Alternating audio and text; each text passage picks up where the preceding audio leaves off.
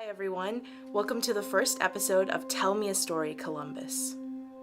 So for this first episode, I was doing a little bit of Googling and I was actually on roadsideattractions.com and I discovered that there's a circus train wreck grave in the Riverdale Cemetery. I was very curious about this and wanted to visit the actual gravesite, but first I wanted to go to the library and see if I could find any original newspaper articles about it. In the process of my research, I learned that there are some more recent articles written about it, but I really wanted to know what people's thoughts and feelings were about it when it occurred.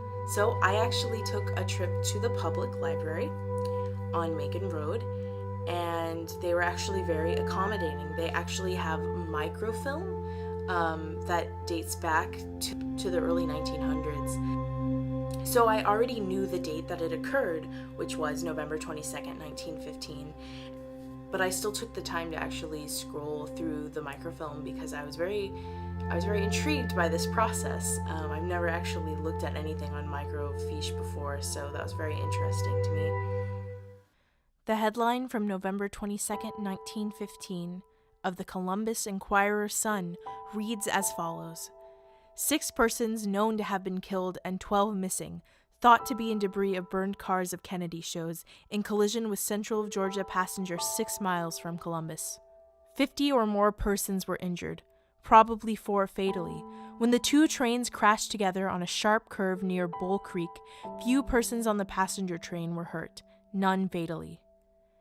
6 persons are known to have been burned to death, while 12 persons are missing and are believed to be buried under the debris of 10 flat cars, which were totally destroyed by fire following a collision of Central Georgia Passenger Train No. 2 and a special train carrying the Con T. Kennedy shows, which were en route to the city from Atlanta.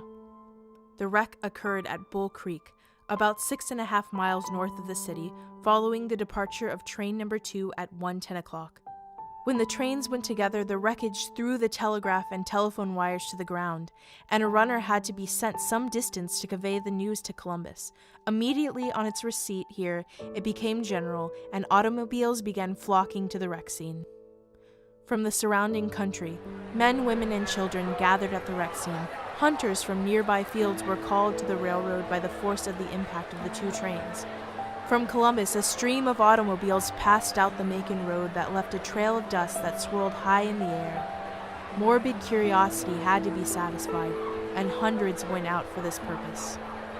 The smoke of the burning train could be seen for miles. As one drew near, the lurid blaze was noted, leaping high in the air, licking up the remainder of the 10-car section of the carnival train.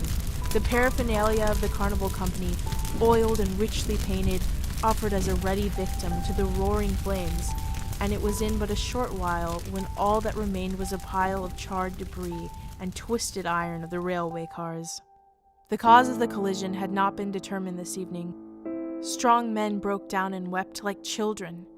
Women fainted and brains snapped. This incident occurred over 100 years ago, but I still felt led to visit the gravesite and pay my respects.